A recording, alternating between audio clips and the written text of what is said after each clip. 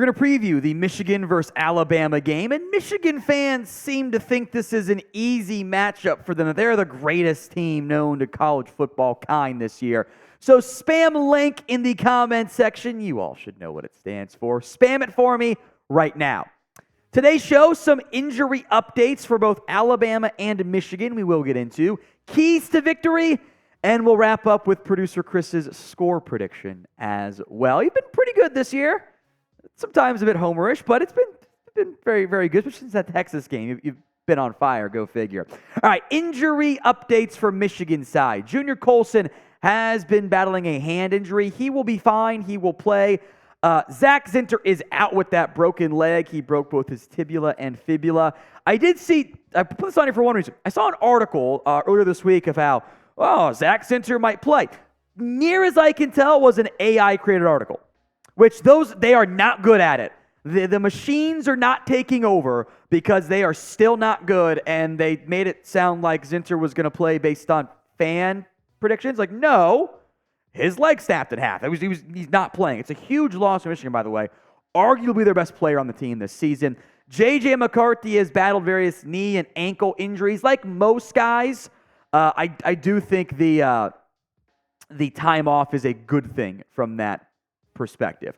On the Alabama side, we'll get more in depth on Jase McClellan. Kool-Aid McKinstry will play. The concussion he suffered against Georgia, plenty of time to heal. No concerns there. He's good to go. Jase McClellan borders between probable and questionable, somewhere in that range. Maybe we get more updates from Nick Saban during media week this week, but as of right now, Wednesday around 2 p.m. Eastern, or 2:30 p.m. Eastern, I guess I should say. Here's what Saban last said on McClellan. Quote, he's getting better.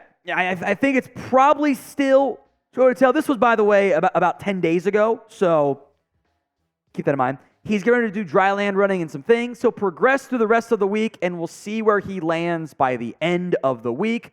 I'd lean towards him playing. I'm not going to say 100% lock in the same way I would for Kool-Aid McKinstry. All right, key to victory number one. Your O-line has to play well. That makes sense, right? This is an Alabama team that's been really inconsistent. At least they started bad. First 7 games. Ty Buckner, who's going to go play lacrosse in Notre Dame after this bowl run ends for him, or CFP, semifinal run ends for him, I should say. And Ty Simpson took way too many sacks. But Milroe was too. And the line wasn't playing well. 31 sacks in their first 7 games. That's over 4 per game. That number has been cut in half in the last 6 games, by more than half. 12 sacks in the last 6 games as Bama's gotten into the thick of their SEC schedule, mind you. And there's a heavy direct correlation in the play of one Caden Proctor. First 7 games, 7 sacks, 1 hit, 11 hurries. The run blocking was not great. The pass blocking was not great. The last 6 games, still allowed 4, but no hits, 1 fewer hurry. The run blocking has been much better, and the pass blocking has been much better. Even though he's gotten beat some, not nearly beat as quickly as he did early on this season. One player to watch for Michigan, Jalen Harrell. 6.5 sacks, 8 TFLs. This Michigan defense might not have a bunch of household names, but there are multiple very good players on this unit. So what is your confidence level in Alabama's offensive line against Michigan? It's the pinned comment on today's video, so if the ad comes here on YouTube, take advantage of it. Head down there and let me know. Scale it 1 to 10. Key to victory number 2, you got to be able to hit on those deep balls. Explosive plays are among the most critical things in the current meta of football, both the NFL and college football. And it just so happens that Jalen Milroe is very good on generating explosive plays, 20-plus yard passes. On passing depth, which matters here because this is on passes beyond 20-plus yards, Milroe's numbers are as good as anybody's in college football. 53%, which is a really great number when you're pushing the ball that far downfield, averaging 19.3 yards per attempt, so that's really good. Means you're hitting about 50% and getting big chunk plays there too. 16 touchdowns, 1 interception, really good stuff. Between 0 and 19 yards, that's where he's made some more mistakes, been a little bit more steady as well. Those big chunk plays, I'm not saying it's easy, but it is easier to get touchdown drives when you hit a 40-yard bomb than it is doing a bunch of 7, 8, 9-yard, 10 plays. That's why defenses try to avoid the chunk play. They have changed their mindset in recent years, decades. It's gone from, we got to stop the run first and foremost, to we will take death by 1,000 cuts instead and prevent you from getting big chunk explosive plays against us.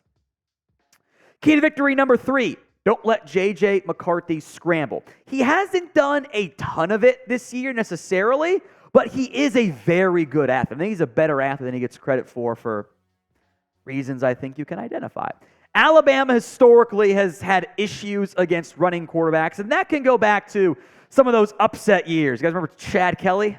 I remember him. He was fun, Swag Kelly, but it wasn't that great of a quarterback. He could just move. He could run. Again, McCarthy's not, he's not as good of a runner as Jalen Milroe is, for example, but he does run efficiently, and he is able to do some good things with his legs and do some stuff out of structure as well, which is where you can really get into some trouble.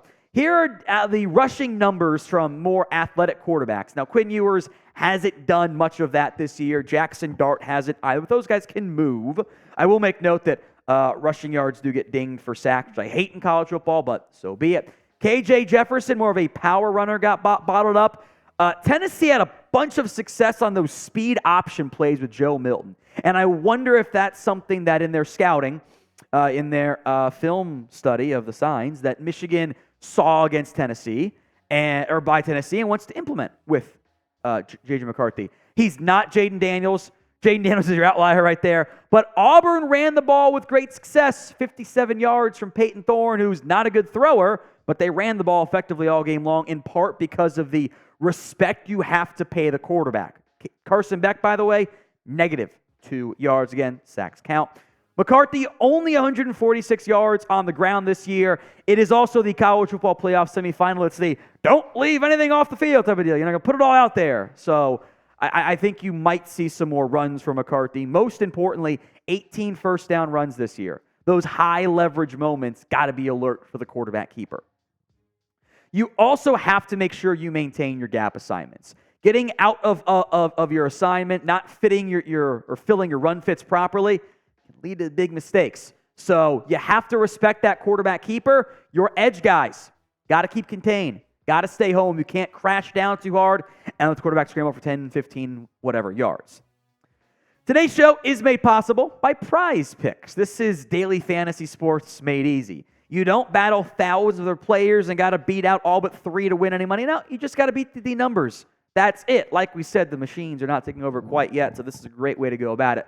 You pick 2 to 6 player stat projections, more than or less than on said projections, and watch your winnings roll in. I love the flex play. 9 of my last 12 NFL-focused ones for flex play. I'm doing a college one this week for the Rose Bowl CFP semifinal. I guess that's still inside of a week away, so we'll count it. More than passing yards, Jalen Milroe, 205.5, not that many. I think Roman Wilson gets a big chunk play against you. That's 39.5. More than Jalen Milroe rushing yards as well. Use the legs, Tommy Reese. It works well. PrizePicks.com/CLNS for a first deposit match up to $100 when you use code CLNS. Do not miss out. Number 4, key to victory, stop that run. This is something Michigan wants to do. They are still at their core a Big Ten football team, and the Big Ten likes to run that football. Now, McCarthy's been great on third downs, which has allowed them to set themselves up for success because they can run the ball a bunch on early downs. 1,000 yards this year for Blake Corum, 24 total touchdowns. He's been very impressive, very impactful, etc. The Bama run defense has been inconsistent. They got gashed by LSU, mobile quarterback. Daniels had 90%, or no, not 90. It's all but 20%, something like that, math. Kentucky had one big run, that was it.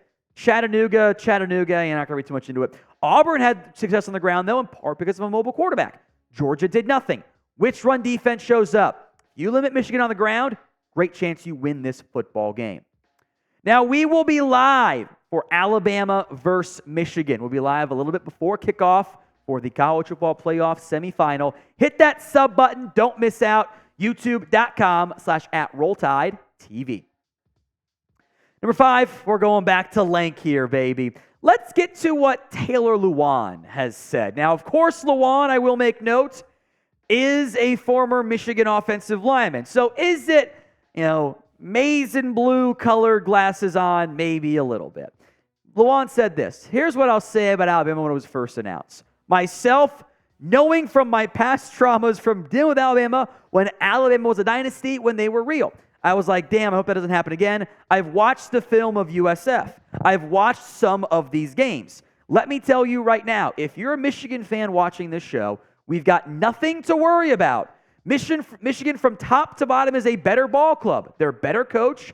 They're better put together. They're tougher. They're stronger. And we're running 34 dive right up that ass at the Rose Bowl.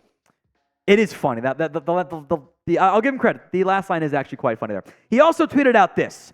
Over the weekend, I watched a lot of film on the Alabama Crimson Tide. It's clear to me Michigan is the better team with better coaching. It's not the 2010s anymore. Michigan should win by double digits. By the way, they are not double-digit favorites. They are 1-point favorites because you specified the UCF film, but you didn't even have the starter in there. And I think we all know it's a very, very different team by now. Here's what Jermaine Burton, by the way, posted. Taylor Lewan, don't like you, wish you still played for him. We see it in you. He's not wrong. And then Lewan responded to this, saying, I have successfully infiltrated the minds of Alabama players, Michigan by double digits. It's the old rent-free response, right? Burton is a notorious trash talker. Maybe sometimes, he's a receiver. He's a receiver. That's my mindset. You probably shouldn't poke the bear too much here. They're going to see what you say, and if they need an extra motivation there you go. Saban gets to play the nobody believes in you card. What did we say at the beginning of the year, Chris? He never gets to play it, and he gets to play it this season. That's a very dangerous thing for a Nick Saban coach ball club. David Pollock, who also has some, red and black colored glasses, said Georgia was better coached. Didn't quite turn out that way. Look what happened. Bama, in impressive fashion, took care of business. So score prediction time. Man, you are... Chris has got it 34-17. I intentionally don't look at these until it happens in the moment because I think it's funnier. I think it'll be a much closer game. I do kind of think Alabama wins. I do not think it's going to be by 14 points or 17 points, whatever. I think that might be. But then again, I thought Michigan would beat TCU last year by a lot, not get their butts kicked. So who knows? Let me hear what you guys have to say. Predict the score of Alabama against Michigan in the comment section right now.